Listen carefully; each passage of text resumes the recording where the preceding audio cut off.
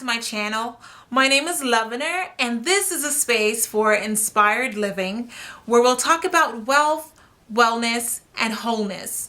All the tools you'll need to create a life you love. Today we're going to be talking about the process of transitioning from your 9-to-5 into a full-time entrepreneur. And I understand that this may not be everybody's desire. Some of us just want to have a little something on the side. Some of us just want to have multiple ventures going on, including a 9-to-5, and that's perfectly fine. I'm all about get your money, get the bag, however you desire, as long as it's legal, ethical, and upstanding. So I'm just going to talk about the experience of going from a 9-to-5 and just give a couple of tips that I have for anyone that's considering making that transition from employee to entrepreneur. And hopefully this will be helpful to you, and hopefully I'll also get to learn something from you. So for as long as you know me, I will never recommend quitting your job without a backup plan.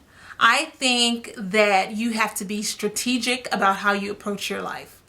And for me, as a business strategist, what I do is I go into companies and I go into organizations and I help them to rearrange their operations. I help them to strategize their systems and implement processes and systems that are going to help them to be more productive and more efficient in carrying out their goals so that they're able to save more time and make more money.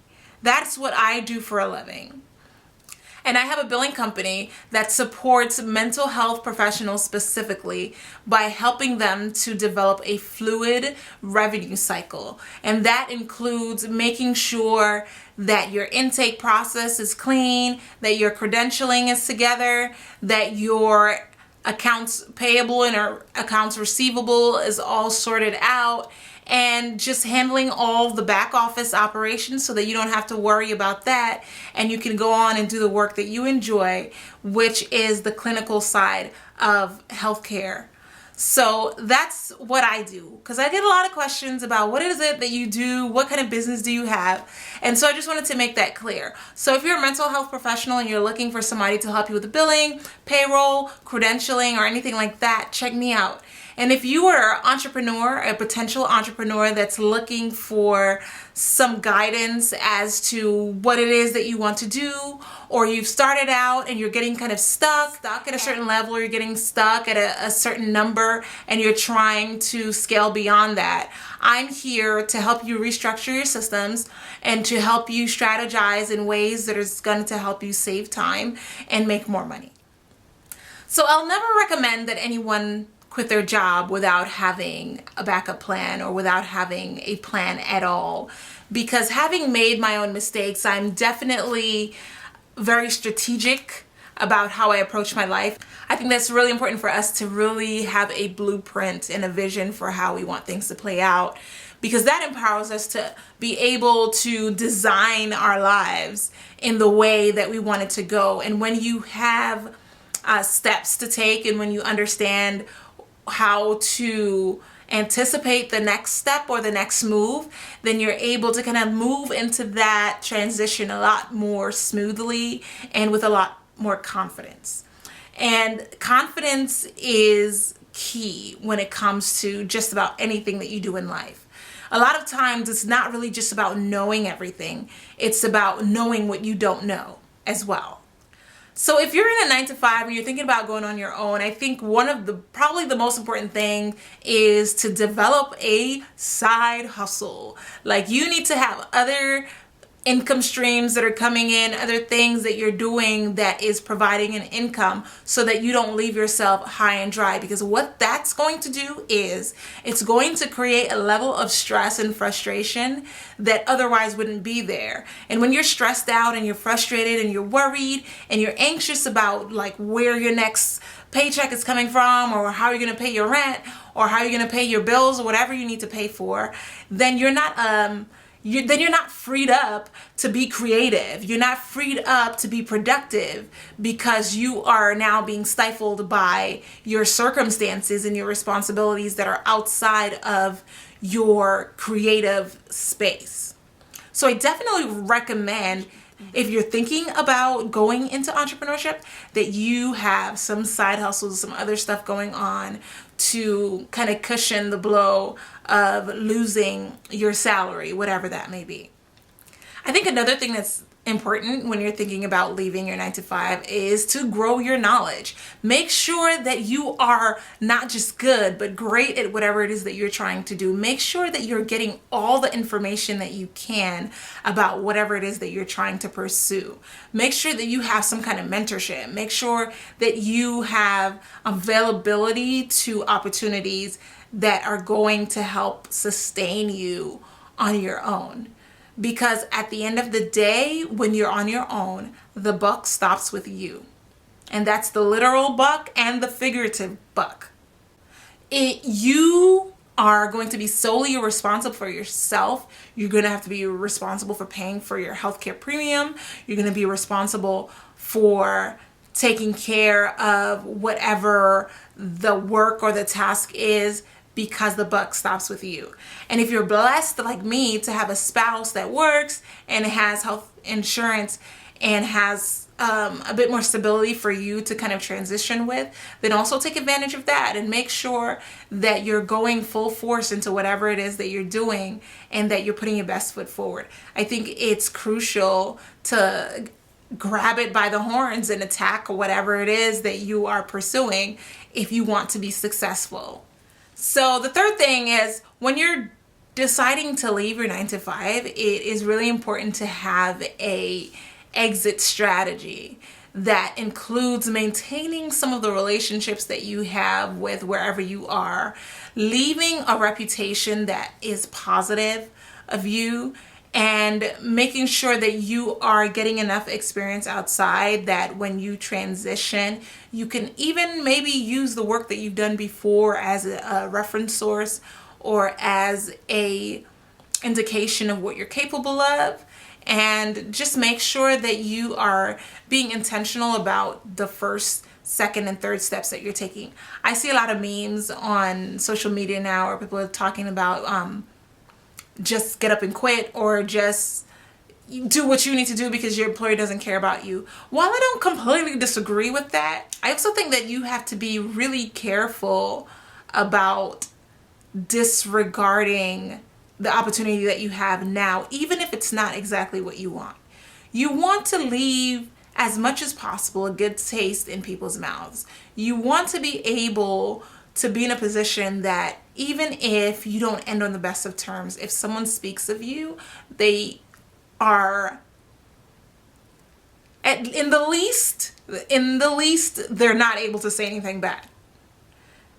You don't want to be flipping tables and jumping around talking about I quit like Jeffrey on the Fresh Prince of Bel-Air when you don't know what the future holds for you. You may end up right back at that same job, begging for your job back. So it's important just to sustain as much as possible those relationships, and just try not to leave people high and dry, but just be considerate and thoughtful in your transitioning, so that if anything, some people have transitioned with this attitude and they've even been able to get a contract with the people that they're working for now to do less hours at a higher rate remotely, or coming in once in a while, and they transition from employee to contractor. So anything's possible, but I think it's really important that you are very strategic in your exit plan and that you're very cognizant of making sure that you are maintaining relationships. And that's going to not just be good for you, but good for your business. In terms of your exit strategy, you want to set a goal of an income that's going to be able to replace your income and then some, because remember, you're going to now have to be paying for your tax, for your healthcare premium, and for all your expenses out of your business or out of whatever income that you're making. So you want to make sure that you're having that stuff covered. And you also want to try to build connections with people, whether outside of your job, preferably outside of your current job, that are going to be able to give you sustainable recurring income. I believe that it's always good to have a cushion and give yourself a little space for the what ifs of life. I say plan a couple of months out and save up some cash or save up something that's going to help you to be able to just move in a calmer and more comfortable way. And in no way, shape, or form is this necessarily a comfortable thing to do. It's really like a risk that you're taking, betting on yourself, stepping out on faith, and hoping that you'll be able to make the right decisions to move forward, and hoping that you'll be able to land those contracts that are going to allow you to masterfully do the things that you love, and also provide not just good but great service to your clients so that you can maintain those relationships for years to come. Number 4 is very similar to what I was saying before. Don't burn bridges. As much as possible, don't burn bridges. I never believe that it's smart to end with people on bad terms that affect your bottom line. There are definitely instances where you just need to cut the cord, you just need to move on, you just need to get your life and not be concerned about what anybody else feels or thinks or has to say, because you have to make the decision that's best for you. I get that. But also, if you're in a position where it's just not fulfilling you, or you're just wanting to move on, or you just have a strong desire to do your own thing, I think it's important to try to leave with as much dignity as possible, and to also be respectful of other people's time and other people's business as well, because you just never know where your paths will cross in the future, and you just never know who people know that may be connected to you that will somehow affect your reputation and your name.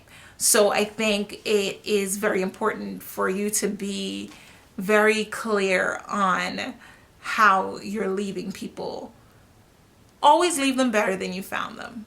The last thing is, I think it's always good to have a contingency plan, because life just never goes the way that you want it to go. And you may have like ebbs and flows in your business, especially in the beginning. You may have a month where you're doing like amazing and you're just like, it's over for me. Nobody can even look me directly in the eye. Like, it's lit and we are balling. And then you have another month where it's just crickets.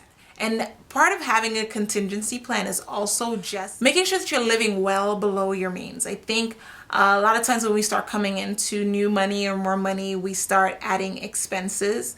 And sometimes that's necessary. I know for me, starting out, when I started making some money, I ended up getting like a nanny and getting like an assistant. But that opened me up to get more business and more opportunities if somebody is helping me take care of the house and take care of the kids, so that I don't have to be on that 100% of the time. Then I'm able to be present in my business a bit more, but still have that access where I'm here and I'm available. I can step away, but I'm not so caught up with doing all the other things that I'm responsible for, and I can kind of focus into what I'm doing, get more done, and get more time out of my day, and that opens me up to more opportunities.